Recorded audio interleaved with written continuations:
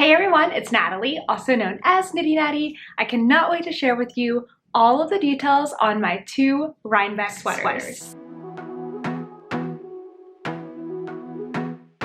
So Rhinebeck, or the New York Sheep and Wool Festival, which is in Rhinebeck, New York, is coming up this weekend. Saturday is October 16th, I believe. Yes, and Sunday is October 17th. But then there are a lot of other events surrounding the whole festival. There's a lot going on here in New York City, where I live. There's a lot going on around the Rhinebeck area, which is about a 2-hour train ride from here. So there's just so much going on, so much excitement for this weekend.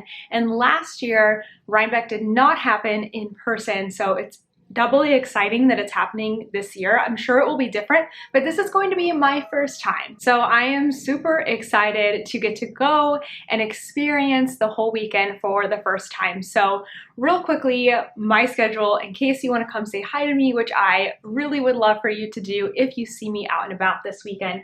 I have 200 of these pins. They're just little buttons that say Love and Stitches on them. I have a bunch and I don't want to come home with any, so come and see me, say hi. We can take a picture together if you want. I'll give you a button, we can chat, whatever you want. I'm gonna be just excited to meet people and to honestly just be in person around other makers again. It's gonna be huge and super exciting. So on Friday, I'm going to be at Indie Untangled at 10:30. I'm going to be there with my friend Rebecca, who's coming up tomorrow from Texas.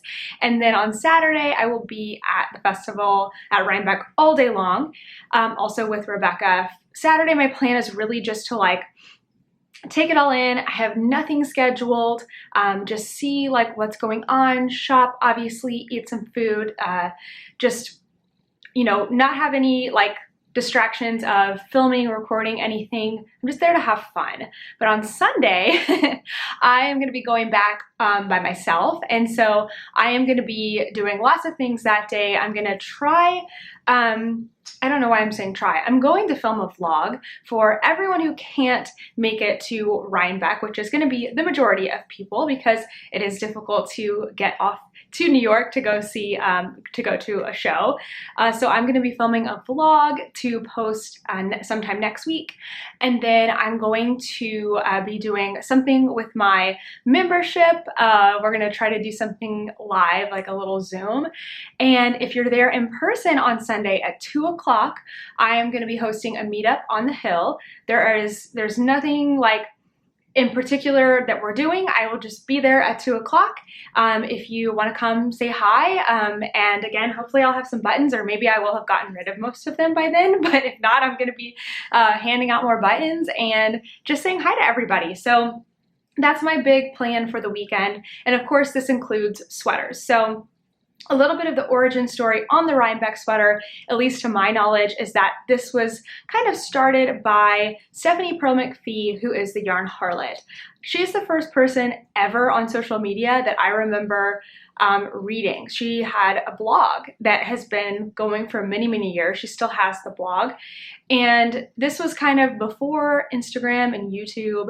And I would read her blog about knitting and all of this stuff, and it was super, super cool. But what I didn't know is that her and somebody else, now I'm forgetting, I should try to find that original blog post, but basically they had a competition, a thought, let's make a sweater before we go to the New York Sheep and Wool Festival. But this was 2 or 3 weeks before, not a lot of time. And so they kind of had the frenzy of picking a sweater and making a sweater all to wear at Rhinebeck, and then somehow it's just blew up and has become a thing. And so people will talk about their Rhinebeck sweaters, what they're gonna make for Rhinebeck and wear at Rhinebeck, and it's super fun. Designers even come out with patterns around the time of a couple months before, so that you can wear it at Rhinebeck. I don't know, just become a whole really fun thing. So I have 2 Rhinebeck sweaters to share with you.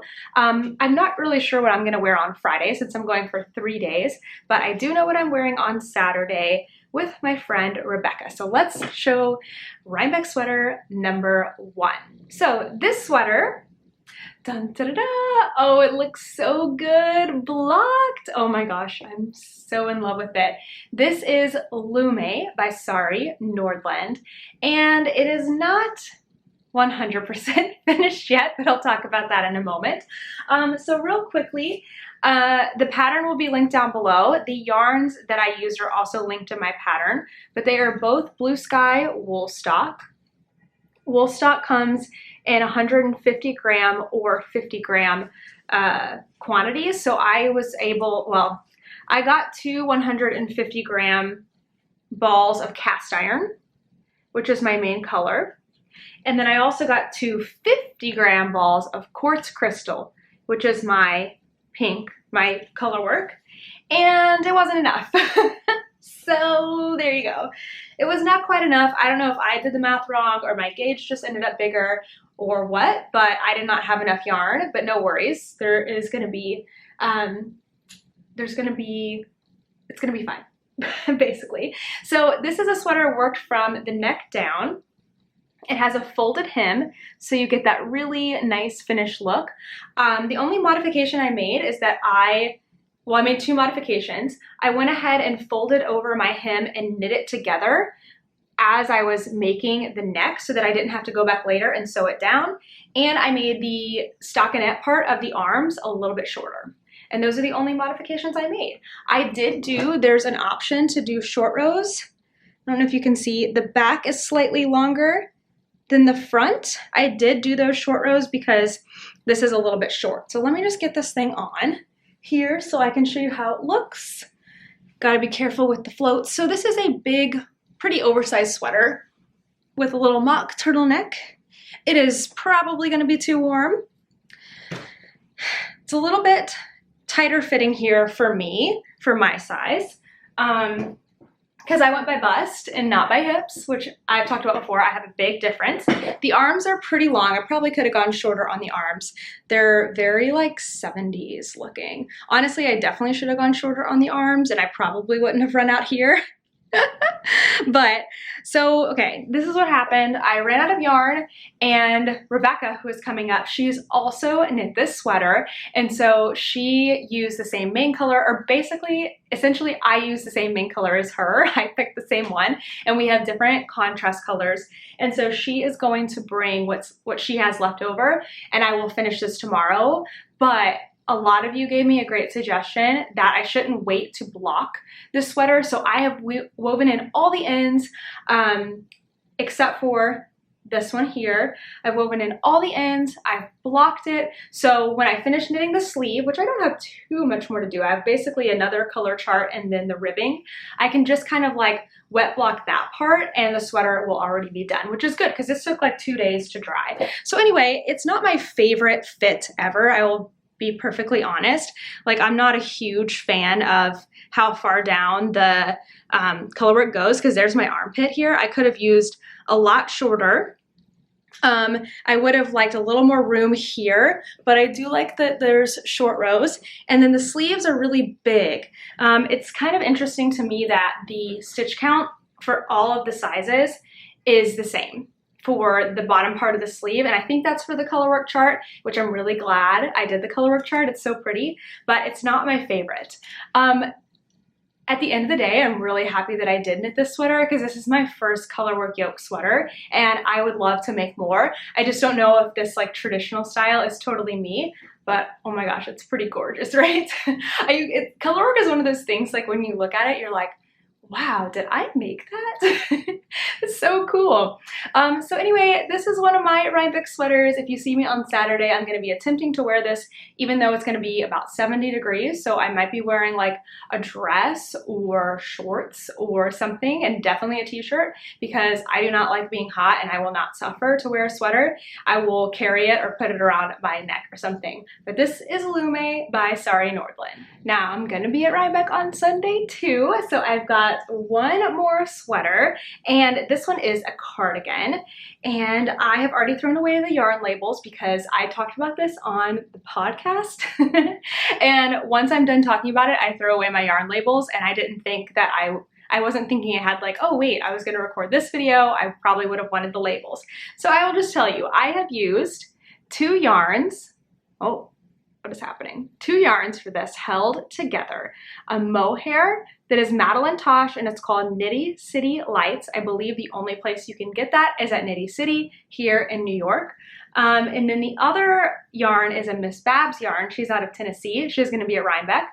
And it is a DK weight yarn that is like wool and cashmere and all this great stuff, but the spin on it, I didn't love the spin, and I didn't like how it was looking when I knitted it up in another sweater. So putting it together with the mohair made it something very soft, not as structured, and it's just turned out perfect for this cardigan. So this pattern is a little bit of a mashup between the Bellish app basic V-neck cardigan, drop shoulder V-neck cardigan, and some of my own modifications. So I am so excited to share this with you. It has been really cool to say like, hey, I kind of designed this sweater. Like, I didn't do it all on my own. I had to use the Bellish app for sure. And I have been like walking down the streets, like seeing people in these different sweaters, like, oh, I really want to make that. And now I can, because I can use Bellish to give me a foundation and then make tweaks and changes to make it exactly the sweater that I want. So if you haven't heard of Bellish yet, Bellish is an app for, it's an Apple app. They also have a website, and coming soon they will have an Android app that's in the future, in the works.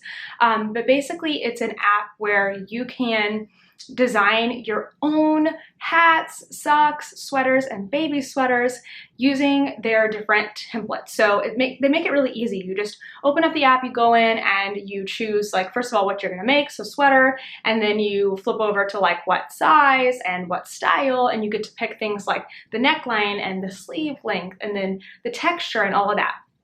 So I went through all of that for the V-neck drop shoulder adult cardigan. And then I went in and made my own changes. So I think the pattern said like, work 2 inches in 2x2 rib. And I was like, no, no, no, I'm gonna work 2 inches in 1x1 rib. And then it's like, work this texture pattern. And I was like, nah, I'm gonna work this texture pattern. So I just changed small things about it. The biggest thing I changed is I completely took out the V-neck decreases here, because this was worked from the bottom up.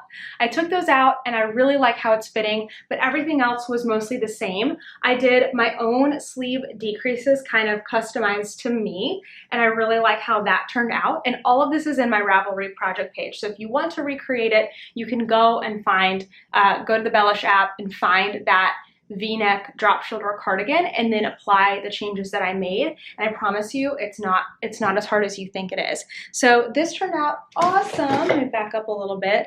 It's fitting me so nicely. I think that this is gonna be a cardigan that I wear like all winter long. I love the drop shoulder. I was seeing this is very popular right now too, which is great because it's really easy to do. So this is knit.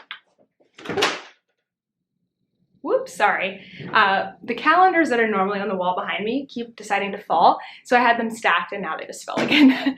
But this is knit from the bottom up. Oh, the other big change that I made is I put an applied edging so that I didn't have to go back and pick up all of these stitches and knit them separately. Like that finishing work, I didn't want to do that. I wanted it to be done when I was done. So I did this applied edging where you just knit, bring your yarn forward, slip, knit, bring your yarn forward, slip, and knit. And then you do that on the reverse on the other side, and it basically makes an I-cord, and it's so great. I love it. I'm gonna use this for other things too.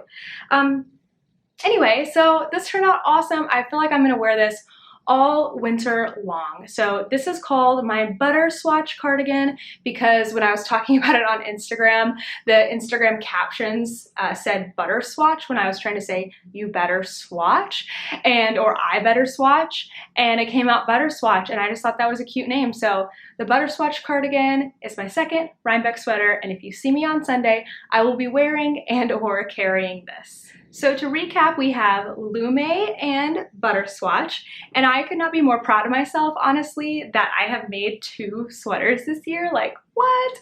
I have gone years without making a garment, and this was just the motivation that I needed. We're still in the midst of the fall garment make-along. If you want to join us, I'll have details on that link down below too. We are still knitting and crocheting on garments through November 6th, and I've got lots of great prizes for this month that just kicked off. So definitely check that out if you are not participating already. It's been the best motivation, and having that Rhinebeck deadline has been even better. So I will see you here on YouTube next with some Rhinebeck content, or maybe I'll get to see you in person at Rhinebeck. Please come up and say hi to me. I've got lots of pins. I want to meet you. Oh, I'm super excited. All right, everyone. I'll see you in the next one. Bye.